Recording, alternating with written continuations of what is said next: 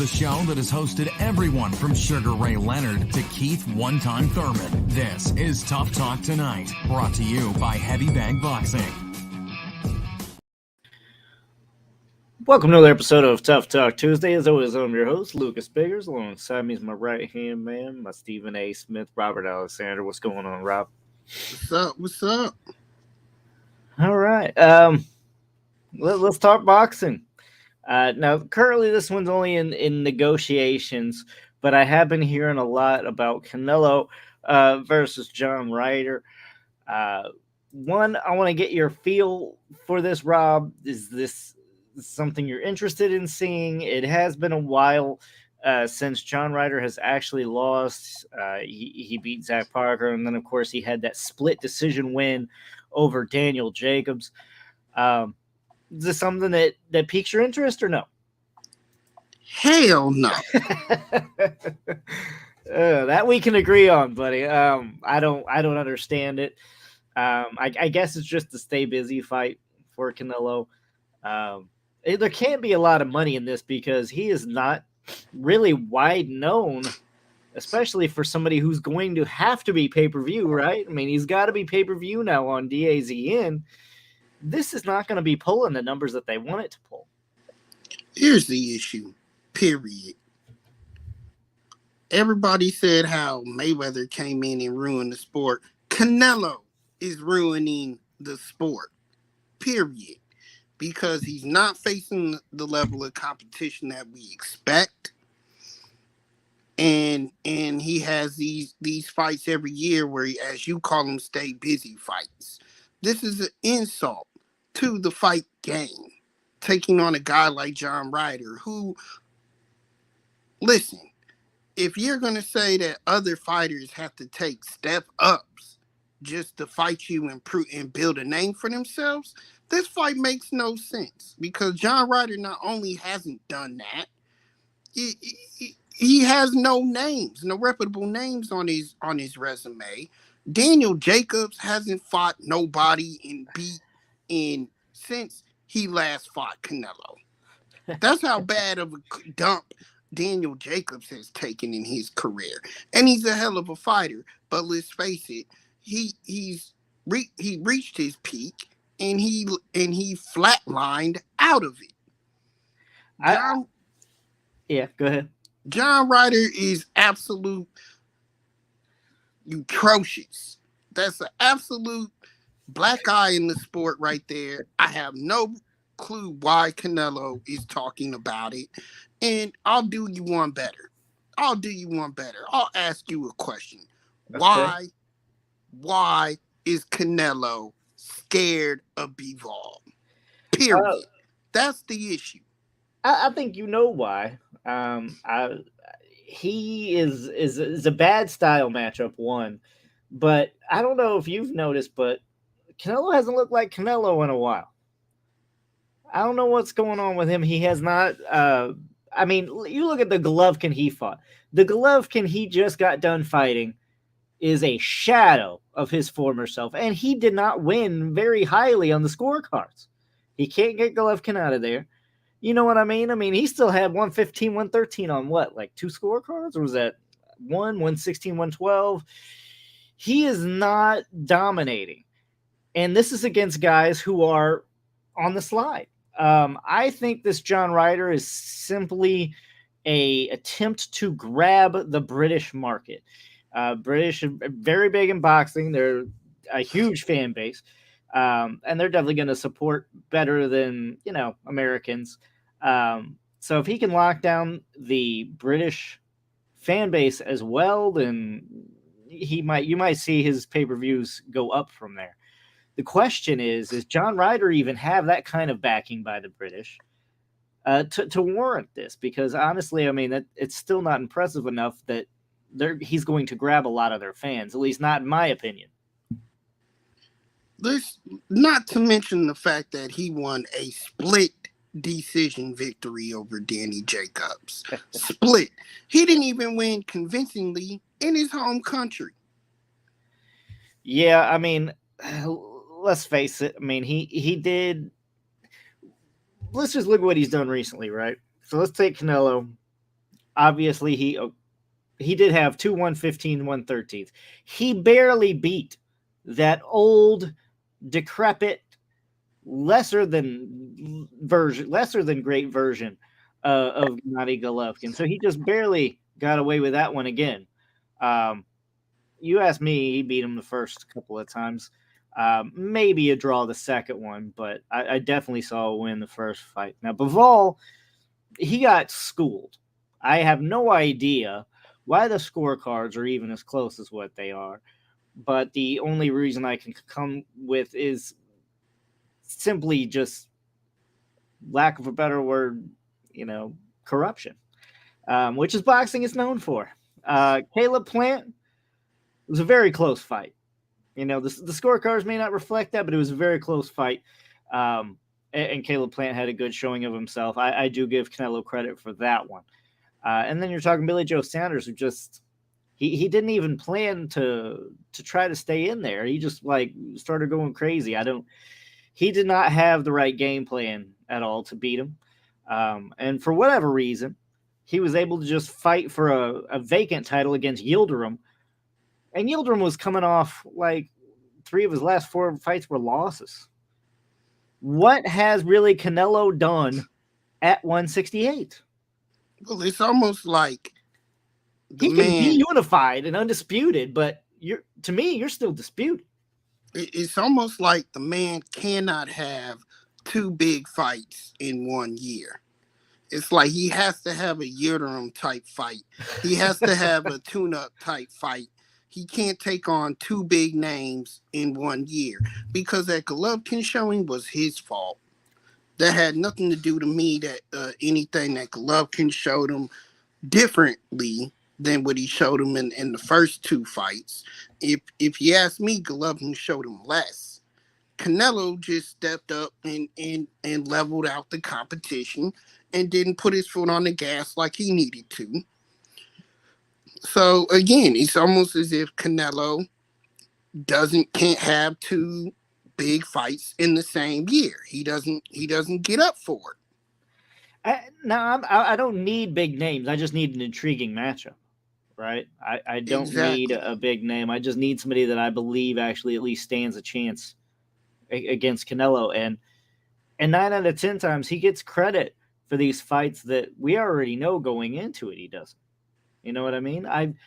I've always been one of Canelo's biggest doubters for that simple reason. He's always looking for that upper hand. He's never really fighting anybody that's on his level.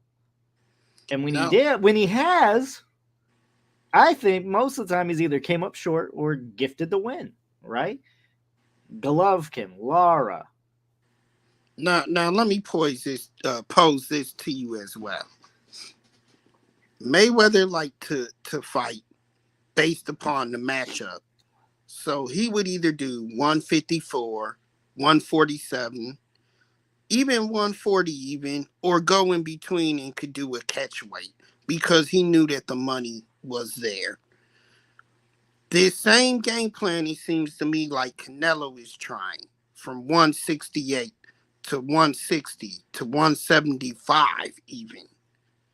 He's trying to go in between the weight classes, and it's backfiring on him. It really is backfiring. He's been trying to do that. The problem is now he's finally caught up to what his weight should have been this whole time, right? He didn't make 154 for most of the time he fought at it. He was fighting at 155. You remember that? It was like 4 fights in a row that they changed it because he can't even make weight. So, no, he's been a weight bully most of his career. And now he's finally getting up to where he should be, and he's not fighting those guys at that weight, right? We haven't seen him. The only one that he's taken on that you can give him true credit for is Caleb Plant. I give him Plant. I give him Bivol. I give him Smith. Even. Okay. I should have said 1 and 1. Bivol he has not beat, and he will not beat.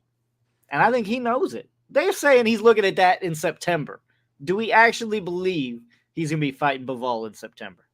No, because I think it's going to be Beterbiev Bivol. I think that's the biggest fight for the sport right now. No longer the rematch with Canelo. The, But Bivol has mentioned coming down. and I think he can. Honestly, I think he can come down and still be elusive and still have those same tricks and those hard shots for Canelo. Canelo is not quicker than Bivol. He was not quicker than No, Bivol. no, and he still won't be.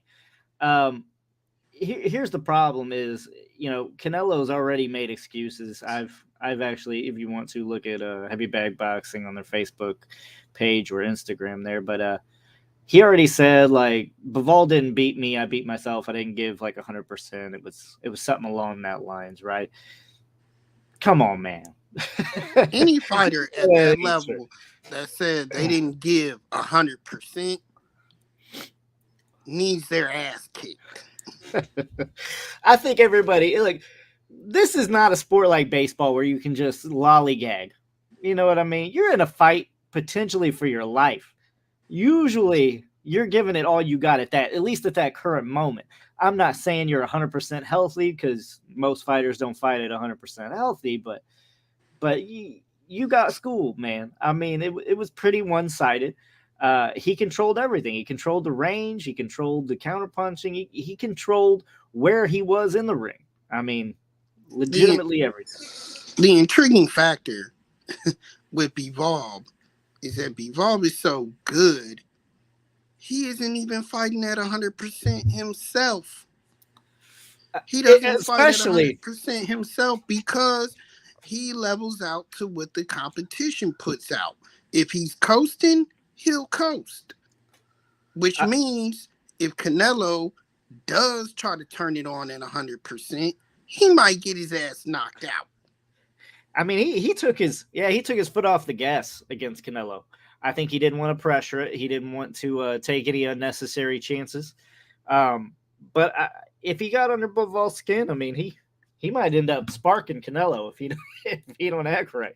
I mean, I honestly think that's just a really, really bad style clash for Canelo. I don't think he has a chance of beating Bivol unless he takes a steep turn downward and just is all of a sudden not worth a shit. But I honestly don't see that happening. I mean, Canelo's going to face Ryder, try to gain as many British fans as he can. After that, I'm not sure where he's going to go.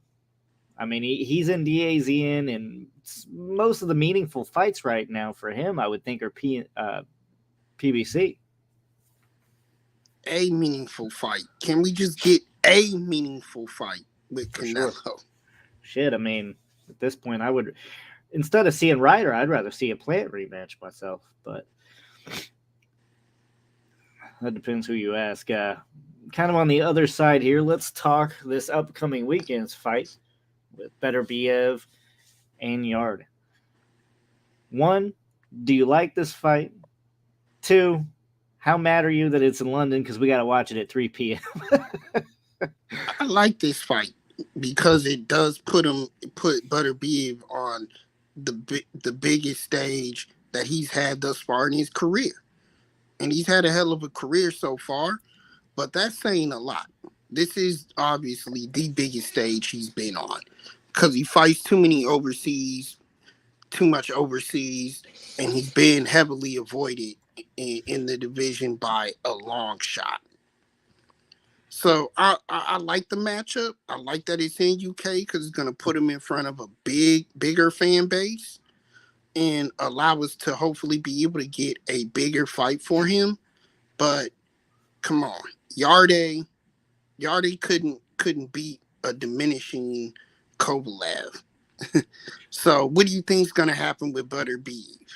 Yes, is not looking good. Anthony. So Yarde, go ahead. I like the fight and everything because it's going to put him in front of fans. But to answer your question as far as the matchup goes, no, I don't think Yarde stands a chance. He's definitely lost to lesser opponents. He lost the split decision to Lyndon Arthur. And of course, the TKO you're talking about to Kovalev. I mean, I agree with you there. I think Beterbiev, this is the biggest stage for Beterbiev. Did you ever go see him when he was in Chicago? No, that fight I did miss. I missed that fight. He hits hard. And I think he's definitely going to win this fight. The only really meaningful fight for me between Beterbiev is Bivol, and really for Bivol is Beterbiev, right? I mean, those are the two that really have to meet each other. For me, that's a bigger fight than even a Spence Crawford. That's a huge fight because Bivol is a machine. And like you said, he doesn't like taking calculated risk in the ring. And he's that good, he doesn't have to. Against Beterbiev, he has to take some risk because he's coming to kill him, pretty much. He's going to be coming to take him out. He wants all the smoke. He's coming to hurt the man and look good in doing it because he thinks he's the best fighter in the world. That fight is a huge fight, and it definitely should happen. I mean, anybody in the right mind would be afraid at least to step into the ring with Beterbiev, but Bivol is just so talented. I don't think he is intimidated by anybody. But Beterbiev, 18-0 with 100% KO ratio. He's knocked out everybody he has fought. I mean, it's pretty intimidating. And for somebody to see him in person, like I said, he punches hard. You hear that shit echo through the gymnasium. You will hear it. It is very loud and thunderous. The question for me is he even going to be able to land those big shots? Because Bivol controls the distance so well. I don't know. That's the one fight for me. Now, I am excited still for Beterbiev Yarde, but it's just not, of course, what we all want to see. This is just a step in that direction, right? This is a step and that puts him back in the spotlight, hopefully.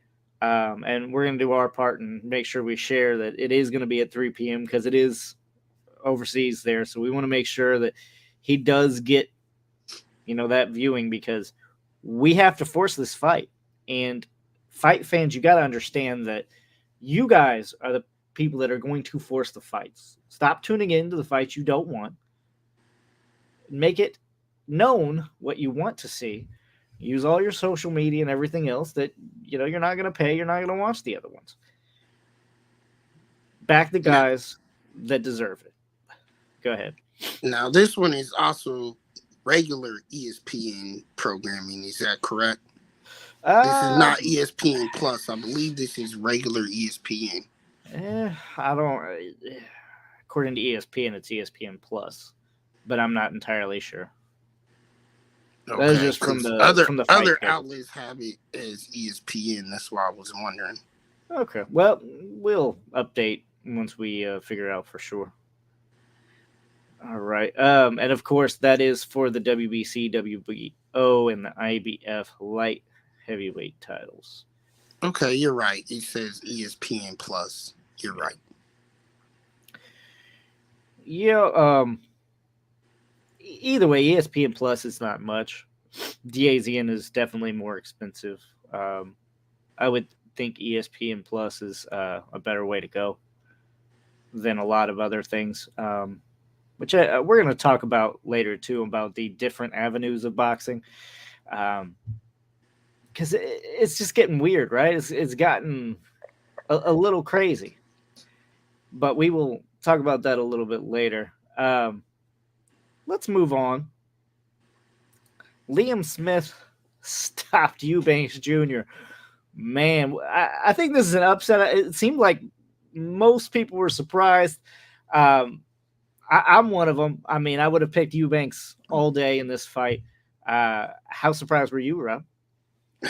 The memes were out on this one. The meme squad was out on this one. I was shocked. I was shocked. But I will say Liam Smith looked really good in his last fight, and it was a competitive fight, and he looked really good then. And he's still a competitor. He's still a valid competitor out there. But there are a couple of things that happened in this fight that raise a few eyebrows. Number one, Eubanks Jr. hasn't fought a lot of competition. It showed. It really did show up in this one. Number two, how prepared was Eubanks Jr.? Because even his trainer, Roy Jones Jr., had a lot to say about Eubanks Jr.'s performance after the fight. Basically, Lucas, he said he knew he wasn't going to be worth a damn. Man, If your trainer says that, what does that say about you? Oh man, it says you probably need to think about retirement. You're going to end up getting yourself hurting here, or you definitely did not take the training camp seriously. I mean, I don't. That's some harsh statements from Roy. I mean, he's a straight shooter, though. You got to give it to him. I mean, you definitely want somebody in your corner that's going to give it to you, the harsh truth. But I bet he won't be trainer for long after those kind of statements. I think he'll be looking for new training. So the part that I like, people say it's the sad part, but no, it's the part that I like, because we got to separate the men from the boys in this sport. So the part I like about it is now Eubanks Jr. is out the game, out of there. He's out of the top notch prospect. Well, of course, this was not a prospect fight, but he's out of there in terms of talks with bigger fights, bigger names. He's out of there in terms of, A level, maybe even B. He might be down to the B minus, C plus level fights after this one, which is a part I like. Get him out of there. He's a pretender, not a contender. Get his ass out of there and make him fight for the crumbs. Well, I don't know if he's gonna be fighting for crumbs. He still has a pretty big fan base, and we know that's all that really matters in the sport of boxing, unfortunately. So that fan base took a hit, boy. Did that take a hit? It might have. It might have. We'll see. But regardless, I think he's still gonna get big fights. It's just maybe not as big as before, but really, I mean, I guess Liam Smith's not a huge name either, so. Yeah, I see what you mean. It's it's really a horrible thing for poor Eubanks Jr. because he was really looking for that big limelight fight, right? He's looking for the big moment, and I don't think he's going to get to it now. I think Lucas, he's a pretender. He was a pretender. He got exposed. Even his damn trainer said that. I knew this boy was going to get stopped one day, and I knew Liam Smith was going to do it. That's from Roy Jones Jr. Oh, man. I can't believe Roy was saying all that. But there's different levels of pretenders, too, right? I mean, he's not Seth Mitchell level pretender, but, I see what you're saying. I wouldn't be surprised if you don't see his ass ever again at this level. I don't even know where Seth Mitchell is. So I don't think he's just going to fall out of boxing completely like that. I don't think he's just going to vanish, but I don't know. All right, let's talk about Broner. Now, this is not all Broner's fault, right? For some reasons now, two different opponents fell through, and neither one of them are Broner's fault. So props to Broner for not being, Broner's crazy antics that are causing this. No. He now has set on a third opponent. Currently, I don't know if it's fully set, but it's looking like it's Michael Williams Jr., who is 20-1. Rob, I don't know about this one. A lot of people are basically, especially critics right now, are saying he does not belong in a boxing ring with someone of Broner's caliber. One, this is bad for everybody, right? I mean, it's got to be bad for Broner. It's bad for Michael Williams if he's stepping up just to basically take this loss. But I guess it'll be probably still the biggest payday. The problem is you're putting them in there in a spot to either one get embarrassed or two get hurt. And Broner, I mean, this is a lose-lose situation now. It's actually a good thing for Broner because he needs to be active. I don't care if he fights Joe Blow off the street. You have a point there. He needs to be active and back in the ring. There. He needs to get that star power back up. And fighting and taking on anybody and winning is a win for him right now. The type of venue, the type of everything. My issue with it is we had a top-notch caliber matchup for a guy like Adrian Broner and Red Cap. I wouldn't call it like top tier. I would not call Red Cash versus Broner like a high fight. Honestly, I liked Lundy Broner just as much or more. That's because you know Lundy. That's because you know Hank. No, I know the style of Hank, and I know the style of Red Cash, and I think Red Cash would just fall right into Broner's hands. I think Hank won't be intimidated. I like that style matchup just a little bit better. Well, Red Cash has a big victory over Figueroa, where he dominated that fight. Really, his main loss that he looked bad in was against Boots Enos, and who the hell looks good against Boots? So, no, I like Red Cash for a matchup for Broner. But Broner just needs a fight. Period. He needs a fight. The problem I have with it is this where they're at? Because I'm here in Atlanta, so I know where they're going to be at. I know what type of venue this is. With this type of show and this type of atmosphere, it's not the Adrian Broner show that you're used to.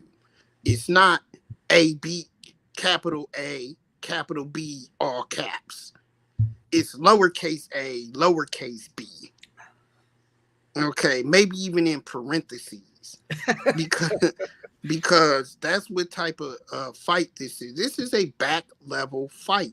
This is a back level matchup. It's in a back level venue. I'm talking ESPN Friday Night Fights type of venue, type of event, which also could be good for the sport if we could see it for free.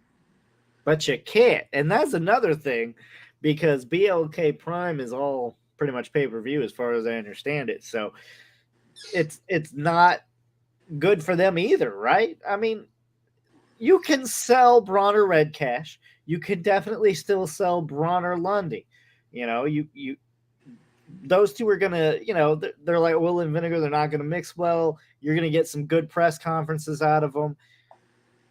Broner against this Williams guy. I mean, can you make that want to be watched? Can you make it that you want to pay for that fight? I don't think so. I don't really know how you would spin that. And especially not at this venue. Okay. The venue is not built for a big AB showing. And let's face it, here in Atlanta, AB has a big fan base and he has a potential of a big market, even with the Hank Lundy fight, even with the Red Cash fight, because you can put it in the city where people would want to go out to watch it. That's why. You put it in the city, it's an event.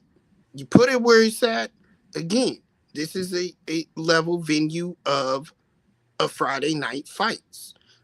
The venue used to seat 3,500. Okay. Now somehow they're advertising where they have 5,000 seats. Still a lower level event.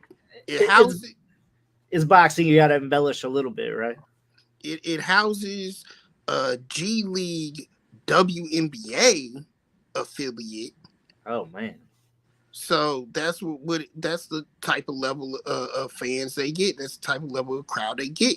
Now that G League affiliate is co-owned and promoted by 2 Chainz, which in the city of Atlanta is big, so it could have the potential of bringing some people out. But those people are getting free tickets. I'm going to say, is it because I hear the WNBA loses money every year, so I imagine a lower level of the WNBA is doing even worse. Exactly. Yeah. So this is the equivalent of a Friday Night Fights event. it should be featured on Friday night, not even on a Saturday, to be honest. Hell, I would even, yeah, Friday night would probably be best for this type of event. I mean, but it's like backyard boxing. That's where we're at with Broner now. All right, I'm glad you went there, because really we don't. I mean, there's not a lot to talk about besides the Michael Williams matchup with Bronner, and right now, I mean, you can't even in his last two fights, he's already 1 for 1. So you really don't have a lot to go off of, you know. But let's talk a little bit about the different venues now and different avenues that we have boxing. Um, and this is basically to watch, right? So I kind of hinted at it earlier, but you mentioned also Friday night fights, right? I think boxing is desperately missing that. Shit, I missed that, right? We don't have a designated place, especially on a regular basis, to have boxing in the public eye anymore. I mean, Friday Night Fights wasn't even doing it all the way, but now we have absolutely nothing. We don't even have a place for decent main events that are not pay per view, right? I mean, ESPN, unless it's Top Rank, everything else seems to be pay per view. DAZN, you got to pay $20 a month, and I refuse to give them anything after the whole "we're going to end pay per view" fiasco. I'm not giving you any more money. So, how does boxing overcome this? Will they overcome it? And what is your favorite avenue, Rob? Like, where do you go? What's your favorite place right now for boxing? Because it is so scattered and so just vacant. It is hard to find anymore. I have a favorite place, but not really. So I'll give you my take on what is your favorite place to go to. My favorite place is the matchup. The matchup. If I can see Wilder Fury on whatever platform it goes through, that's my favorite at that time. If I can see Spence Crawford on PBC, that's my favorite at that time. If I can see um, Stevenson in a matchup on ESPN, that's gonna be my favorite. If I can see Keith Thurman, or yeah, if I can see Lomachenko, Devin Haney on ESPN, that's my favorite. So to answer your question, there isn't a favorite. It's wherever the matchup is. The problem is you say avenues. It's funny how you say avenues. When you think about what ESPN did, they said we're going to take a fight card. We're going to feature fighters that we like. We're going to take the promoter's favorite fighters that they like. We're going to put them on a card. We're going to throw them on TV, get them national exposure. Fighters aren't fighting right now. That's the problem. They're not fighting. And when they do fight, the competition is to where Adrian Broner is at. You no longer have that avenue anymore. So Adrian Broner is being featured as a marquee fighter in a pay-per-view app type situation, and he's no longer that type of fighter. So we don't have a platform. We don't have an avenue that you can call your favorite. However, the one then that I do like the most right now that's trying, that put it together late last year, I gotta say, would be ESPN. However, you gotta work with more promoters than just Top Rank. That's my suggestion. I mean, I'm sure it is specific deals that they have to work out. I'm sure PBC is currently only with Showtime Fox, and But we called this, if you recall, we called this 4 or 5 years ago when we noticed that these programming networks were making exclusive deals with only promoters. If you remember, we called that back then. We said it's going to be horrible for the sport. And here we are. We are now at that level to where you can only see Top Rank on ESPN. You can only see PBC mainly on Showtime. Yeah. Mainly on Because you Showtime. don't even see the horrible. I know we complained about the Fox and the level of competition that we got, but Fox does not exist anymore. And you can only see Top Rank or Eddie Hearn's fighters on DAZN. And don't get me started on Top Rank because I think De La Hoya needs to step down. But that's if he steps down, I think we could have a bridge the gap kind of moment to where at least we can get some top ranked fighters in good fights. Why, of all people, though, do you say Oscar De La Hoya? I'm asking because it seems like Oscar's more willing to play ball with everybody else.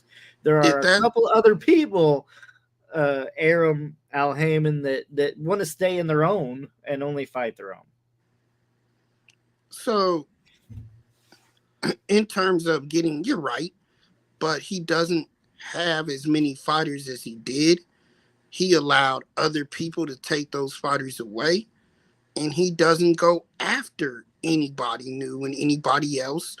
And when he does, he ends up with the Ryan Garcia situation, whereas they're not happy with him because he's still trying to live in the limelight. They don't want their promoter to be in the limelight. Well, I don't, and this is part of the problem. I think Oscar De La Hoya was like, I just wanted to own the company. I delegated, and I hired management, Richard Schaefer, to take care of things. I didn't know that they were going to steal these fighters away from me. You know what I mean? He wants the company, but he doesn't want to work full time. That's the same thing for anybody who owns a company. You don't think you're actually going to have to run the goddamn company too. Usually you buy it, you delegate, you pay people to run the shit, and it stays afloat. The problem is he can't trust anybody, and they're all snakes. They all stole from him. Here's the real big problem, right? If people can't see it already, there is no place for boxing. There's no place for boxing. So all these little ones, Star Boxing, what's some of the other ones, Rob, that were smaller promotions up near the Chicago area? Warriors. Warriors, other stuff like that. Bobby Hits. They have stuff sprinkled out here and there. And Friday Night Fights would gather these guys together and put on cards and, mix them between these guys. And it would showcase the talent, which we saw all these other fighters come up from there. We saw Garcia, Lamont Peterson, Timothy Bradley, just a talent pool, at which case these things could be, picked from. And back in the day when we started, we were all complaining about the Cold War in boxing, and that was because, all these guys didn't want to do business together. It is, and people say it was dead. It is not dead. It is worse than ever. As you just mentioned, not only is there a Cold War, but then there's Cold War amongst production companies, right? Well, this guy can't fight him because he's ESPN, he's Showtime. You know what I mean? It draws a bigger divide. And like we said, that is what's supposed to make boxing. This is what makes boxing great and what makes boxing better than MMA, in my opinion, because the co-promotions fight each other.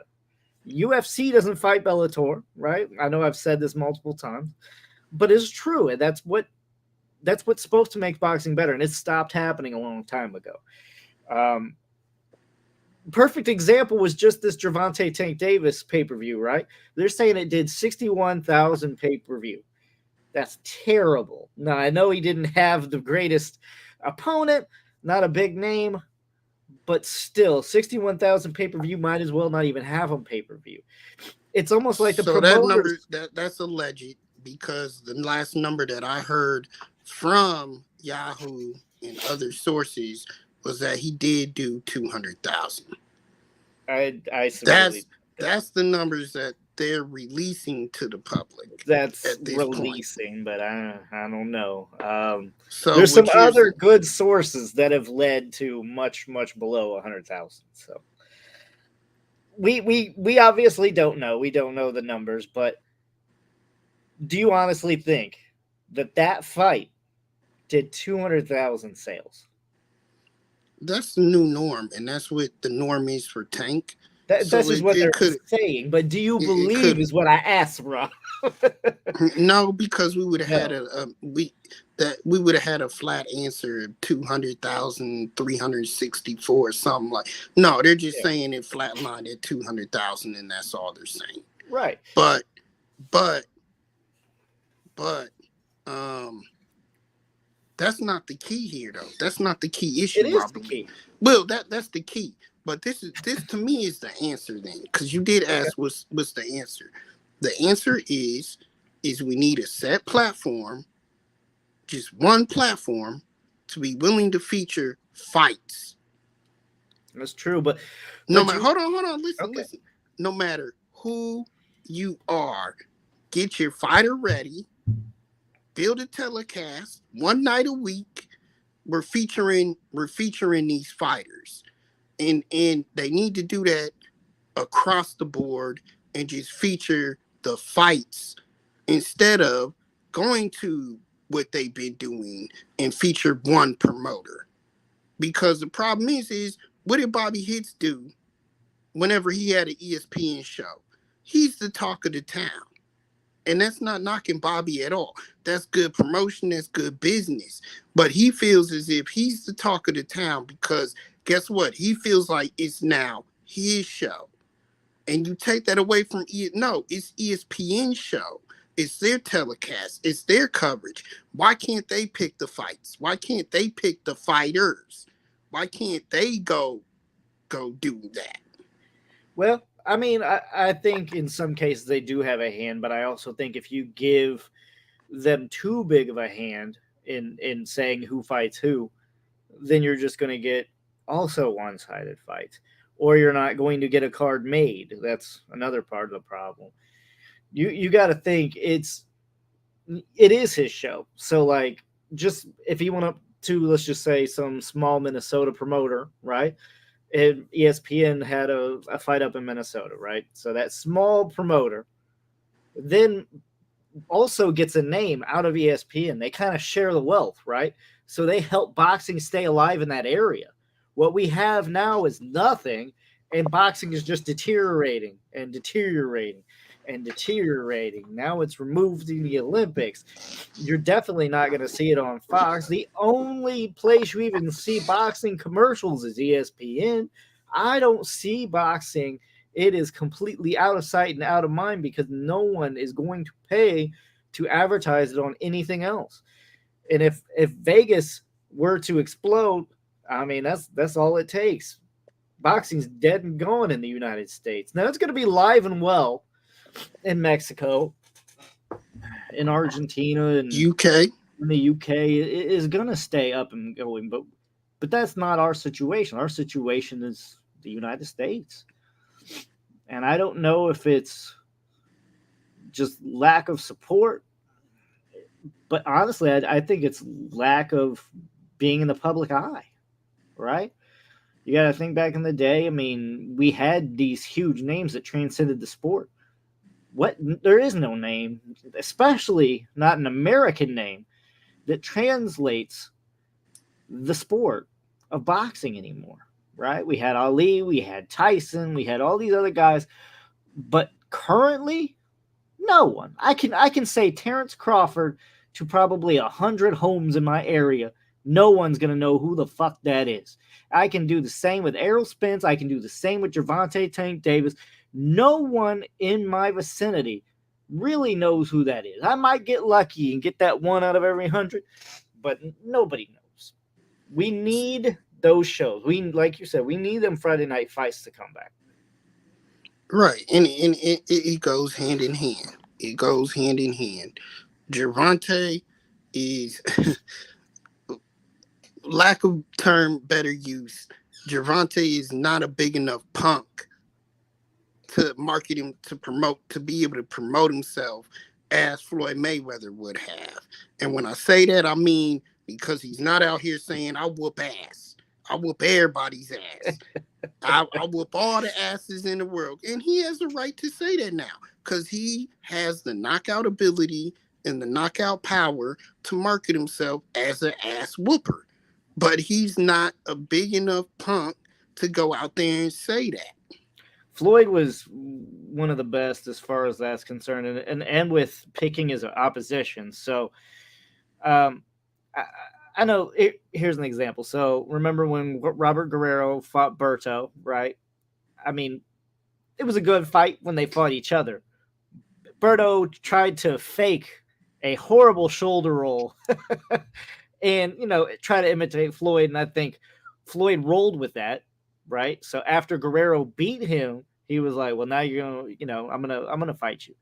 So he lives off the other hype. So he was already, as soon as that fight was over, he was already talking about, well, Guerrero, you got me next, and he jumps on that bandwagon and rides it. Right. Now, we all knew the people that are high in boxing, like, I don't want to see that. Like, I already know you're going to whip his ass. But he made the common fans believe Guerrero actually had a chance. But look at that time in boxing, though. Look at that time in boxing. Berto was undefeated, and people thought he was unstoppable. I know, but and they wanted to see Floyd versus Berto as the fight. So Berto I didn't want to see that. So what does Floyd do? He says, "Well, I'm gonna take the man that beats him." He did the same thing to Zab Judah when he lost to, I can't even remember that Mexican fighter's name. One hit wonder is what he was.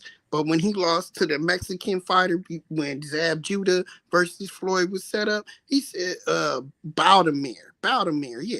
He said, I'll take on Baldomir. He beat Zab Judah. He's the baddest man on the planet right now. I'll take on him. Now, like you said, we knew these were one-sided fights, but he was great at doing that. He was just great at doing that. And it ain't like Tank, the other person on the other end, has any notable victories with Tank or any other fighter out there right now. See, and that's part of the problem is there's a lack of history. So he can pick all these guys. He picked a Rolly Romero. The chances are, though, did any of us really see Rolly Romero on another card? No, because there's so lack of televised cards anymore. We just talked about that. You can't build a fan base when you can't watch these people fight. You know what I mean? If all Yarde's fights, right, were aired, then he would have a little bit more hype going into this fight against Beterbiev, right? We would be even more intrigued, but we're not getting that. Here's the main problem is promoters forgot also how to promote, right? So let's just assume that it was 61,000. I know it's probably around there, but it definitely did not exceed 200,000. I don't care what they say. But if you don't put him on free Showtime, right, that's going to get him more exposure, especially if you do it on Fox, which I'm not sure if they still have the contract with Fox.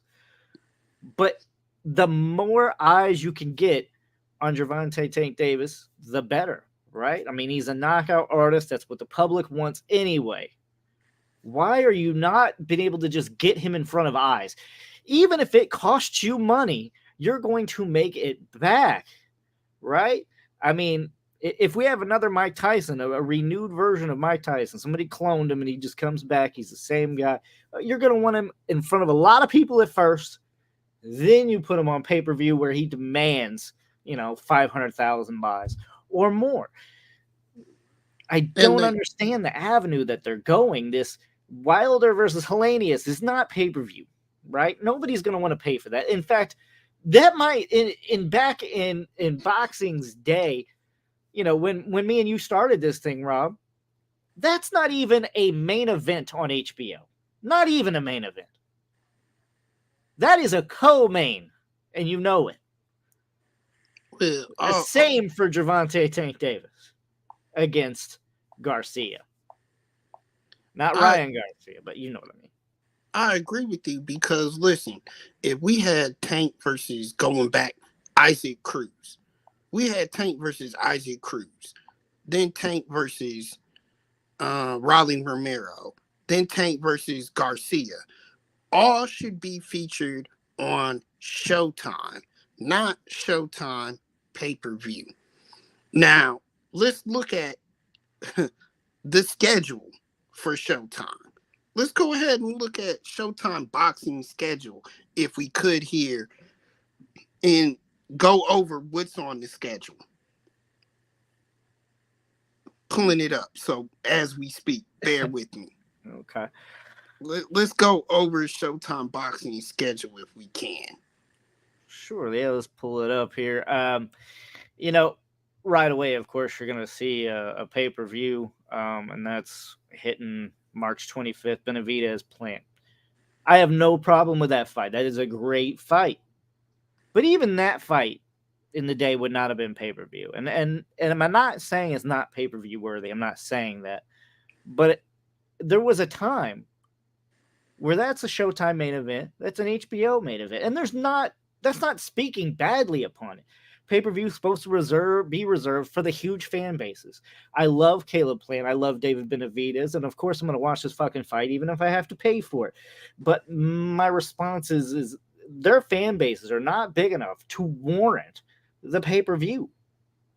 Right.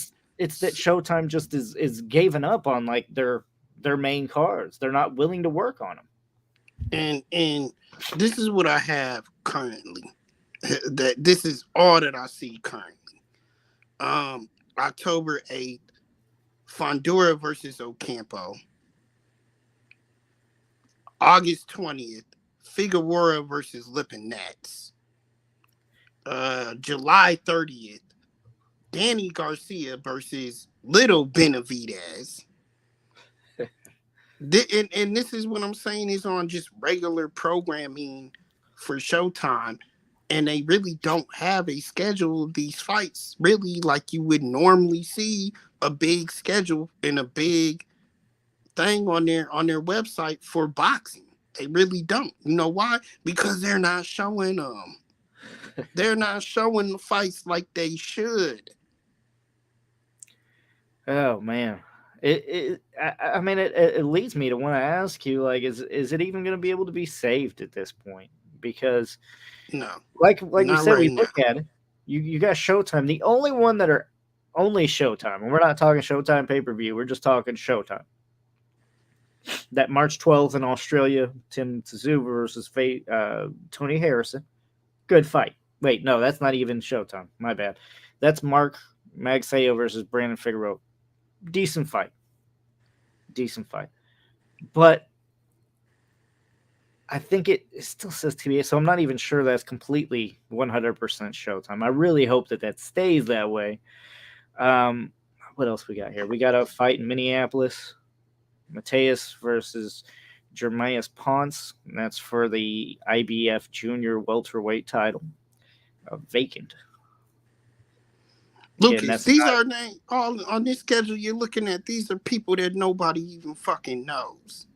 Ray Vargas versus Shaquille Foster. That's February 11th in San Antonio, Texas. What? What? It's getting to that point where you're like, what are you doing? Like, that's not even a Friday Night Fights main event. This is not. A lot of these are not. These fight cards that they have coming up are not worth it. It's just not even worth watching on regular cable anymore. It's not. Like you said, Vargas Foster. Who the hell is that? Holmes Villarreal. Who the hell is that? Mateus Ponce. Who the hell is that? Those are three fights. Then you have the pay-per-view, Benavidez Plant. And then this weekend you have a Friday night showbox. Hemphill versus Stevens. 2 fighters with 8 fights between them. Now, showbox is, again, a platform that we could use these types of matchups on a Friday night. But it needs to be on a more consistent basis. Be consistent. Yeah. and we're not going to get that. We're just not. So It why seems like even bother? it seems like these promoters have just gave up. ESPN has given up. I mean, they've gone to the cards and they are putting together some decent fights, but it's not the Friday night fight. It's not developing anyone. It's simply here's Beterbiev yarde. You know what I mean? It's more in your face. Here's a card. There is no building tomorrow's future of boxing. And I'll tell you what. As much as I hate integrating the MMA news into boxing, but I'll tell you what, Showtime Boxing also has a deal with Bellator for MMA.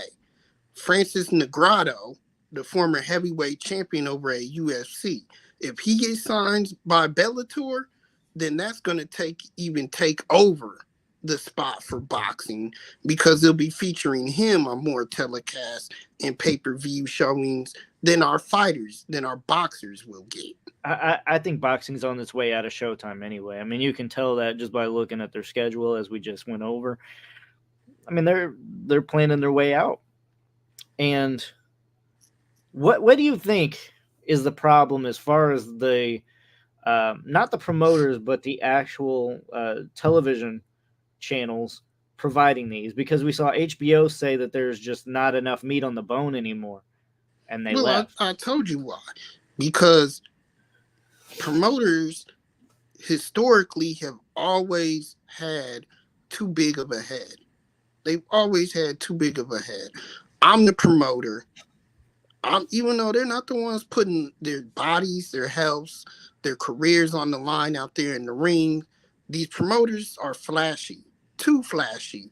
They want to be the man. They want to be, from an old quote, they want to be all up in the video, dancing, trolling around, dancing.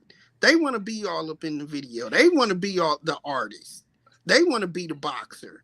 And then you have boxers that are promoters like Mayweather, who sucks at it. De La Hoya, who now sucks at it. Why? Because they want to be all up in the video, dancing, trolling around. Barrero's too old to just stay on it anymore. So you need somebody out there who actually cares about the sport and doesn't want to be all up in the video. They just want to take a step back, promote their fighters, and go back to boxing promoting and what it used to be and what it should be about, which is the fighters, not the promoters. You hear too much about promoters nowadays and their stables than you do actual fighters. You now have to go and say, Tank, okay, that's PBC. Canelo, oh, that's DAZN. Ryan Garcia, that's Top Rank. You now do that more than you do to talk about the fighter. And that's the other thing is that PBC is doing wrong. I mean, you got to think that they have. I would think they have the biggest roster, maybe between them and Matchroom, right? I'm not sure who has the bigger, but you wouldn't think that they have that big of a roster because you don't have fights lined up, man. You have little to nothing. And it's like, what are you doing? Or you have all of these fighters sidelined. Fight them. Use them. You know what I mean? But they're not. Here's the problem, I think, too, that nobody wants to face, okay? A lot of MMA guys have been told, oh, they make crap. And I agree for what they go through. They're making a lot less than boxers. The problem is I think boxers are a little overpaid. We have run into issues where these guys are requesting this kind of money, right? And without it, they're not fighting these big fights. We don't get the Spence versus Crawford because there's no guaranteed money. We're not getting these fights unless there is a highly regarded televised money. And HBO stated that that's why they got out. I mean, they said there's not enough meat left on the bone. You know, the promoter wants this. Then you see Canelo getting signed for $375 million for an 11-fight deal, right? DAZN, it almost bankrupted. They couldn't keep up with it, and they had to make it pay-per-view because they're not getting those subscriptions. They thought man, Canelo has all this huge fan base, and we're going to get all these subscriptions so that they can watch Canelo. That didn't happen. And once they shelled out that deal, then they were like, oh shit, man, what are we going to do? We got to get out of this somehow. And I think the same thing has happened to HBO and Showtime. It's just that they've been slowly bled dry by boxing. So boxers are also killing boxing, at least the ones that are at the top. The money is the root of all evil. And money's taking the sport down. And it's the proof in the pudding here. Look, the problem with UFC to me is not the money, okay? Because these fighters get paid a living enough to well off to take care of their families. The problem to me with UFC is the insurance aspect, just like any sports, because you're taking a toll on your health. You need the health insurance to back you, and then you'll be able to take care of just the family situations and the stuff at home. But the main fighters that are on these main telecasts in the UFC, some of them do get peanuts, and that's not fair. But the big ones that are talking all this talk, they make well enough to take care of their families, and they don't do it because they build habits and build issues and personas that are way above the means to which they get. Right. I would love to see a promoter actually set aside money for just like a union would, set up retirement, set up other stuff that the fighters can actually use. And that's not only for MMA, that's for boxing as too. I think both of these need to unionize. Well, never happens. I can almost say, look at another sport and kind of take from what they do. And when I say that, I mean sponsors. Sponsors. Look at tennis. It's an individual sport, just like boxing. How do they make the majority of their money? Not on prize money, really, per se. Yeah, you got prize money out there for winning tournaments or whatnot, especially if you win a slam. But they have sponsors. They have radio. They have advertisement. They have TV money. They have all of that. Yeah. I mean, when's the last time that you've seen a boxer in a sponsor ad? You really don't. I mean, I guess Canelo has one, but you're talking about just Canelo. Because I honestly, Crawford, Spence, you name it. Anybody else? Golovkin, anyone. No one has a sponsor because nobody knows these boxers. They're not in the public eye anymore. Hell, it wouldn't be a bad idea. I mean, you've seen guys wear their own Jordan stuff, right? Like Ward had some Nike stuff, some Jordan stuff. So did Golovkin, but there's no commercials. There's nothing like that. You know what I mean? He might sponsor him when he comes out, but I'm sure that's far less of a deal than, nationwide commercials that we're not seeing. It's the simple fact that boxing is being looked at as like some ugly stepchild in America, right? Is just overlooked and overshadowed. How do we get it back? I don't know. Maybe it needs to all come crumbling down before we build it back up. Well, it's there because the level of boxing that we're getting right now is the equivalent of a farm system in baseball. Only prospects. That's all we're seeing. We're not seeing enough elite level talent fighting, and we're damn sure not seeing elite level talent taking on each other. We're only seeing prospects that are farm system based style prospects. I want to see like more boxing leagues, stuff that you force these bigger fights to happen. The only problem is getting everybody to join a league like that is going to be, one, either impossible, or two, you're going to have money better than Donald Trump. I mean, you got to have big time money to make that kind of shit happen. Because these guys aren't going to fight one another. I mean, even if boxing got the fights that it so desperately needs, and I'm talking about Beterbiev, Bivol, I'm talking about Canelo versus really any big top name that we want to see him against. Bivol again, Beterbiev, Charlo. I still don't think it matters. I still don't think anything near of what it used to be, and I don't know if there's getting back. I really don't. But if they're smart, you got to start building from the ground up. You got to get your lower level guys. You got to get some boxing scouts out there, and you got to rebuild with a show, something along the lines of Friday Night Fights. All right, Rob, you got any else rapid fire or anything like that to go over? No, because we went a little over, and Yeah. and I think we discussed enough topics today. I will say there's an interesting series out on Netflix, and it helped simultaneously build up the sport of Formula One racing, and it's now taking that same approach to tennis. And I'm kind of curious to see what it could do for the sport of boxing. It actually legitimately gets inside the sport as it happens and replays the season on live on camera in real time with all the issues, drama, everything going on right in the cups of a season, so to speak. And they usually take about 10 or more people from that sport, and that's kind of who they follow. But they don't do it at once, they do it simultaneously. And then they have other figures, bigger figures on the outline because, hey, they're in the middle of the sport. I kind of wonder how that would be because it's not a contender series.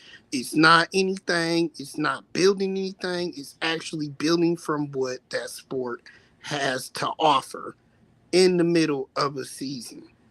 And the crazy thing is when they start out with it, the people that they follow, they do their research because these people make big splashes in the sport as they go along in the season that they never could have predicted. I mean, that would be an interesting take. I would definitely like to see that. The problem is though, they'd have to make the fights happen though. And that's the thing. They would have to make the fights happen. Easier said than done, yeah.